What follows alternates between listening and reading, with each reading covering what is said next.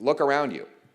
Housing costs have more than doubled in the last 10 years, rising faster than in any other G7 country. In fact, housing prices have increased about 30% faster than incomes, the biggest gap of any OECD nation. We now have an entire generation, for the first time ever, that believes they will never be able to afford a home. This has never happened before.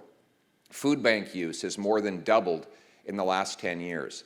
One food bank leader said that it took a century and a half to get to 1 million visits a month. And in the last 5 years, that number has more than doubled to 2.2 million. So in 5 years, we have added more monthly food bank users than we had in the previous 150 years. To show the human cost of this, today a poll came out saying 20% of Canadians are not paying their bills so that they can afford to feed their families. We have malnutrition. We have 10% of our country that told a food bank survey recently that they are skipping meals sometimes for an entire day because they can't afford to eat. This, of course, is the result of a costly government. Costly government drives up the cost of living.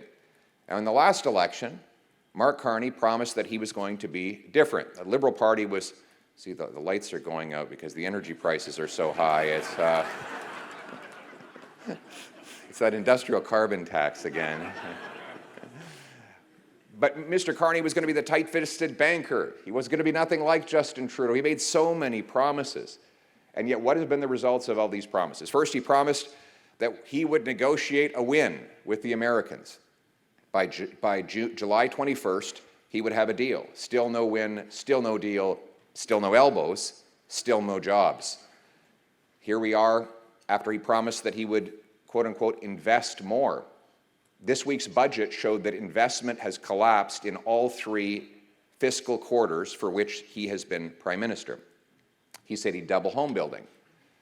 Now his government agency, the CMHC, says home building will drop by 13% over the next several years. And he said that he would spend less. That was one of his 2-word slogans. He was after me for having 3-word slogans. His were just 2, so he was at least more parsimonious with words. But spend less. Did you see the budget? The deficit is 100% more. He's literally doubled the deficit that Justin Trudeau left behind for this year and for the next 5 years. The deficit, as Dan pointed out, this year will be $78 billion, twice the $41 billion that Trudeau had projected, $16 billion higher than Carney promised during the election campaign. And over the next 5 years, the government expects, and this is without any new spending in any of those 4 future budgets, they expect to add $1/3 of $1 trillion of additional debt.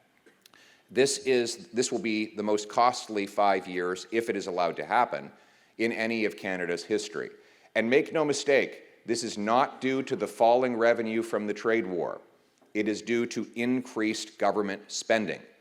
Mr. Carney has added $141 billion of new spending measures. These are decisions by his government to add new costs that were not budgeted before, in exchange for which he promises to find about $50 billion of savings.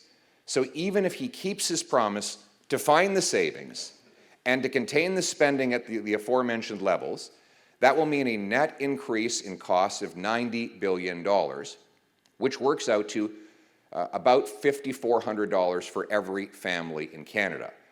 And let's not make any mistake. Canadians will pay for this. The government has no money. It cannot give you anything it does not take away. Every dollar the government spends comes out of the pockets of Canadians. The more they spend, the more things cost. They only have 3 ways of paying for things: with taxes, with debt, and with money printing inflation. Either way, the Canadian people get the bill.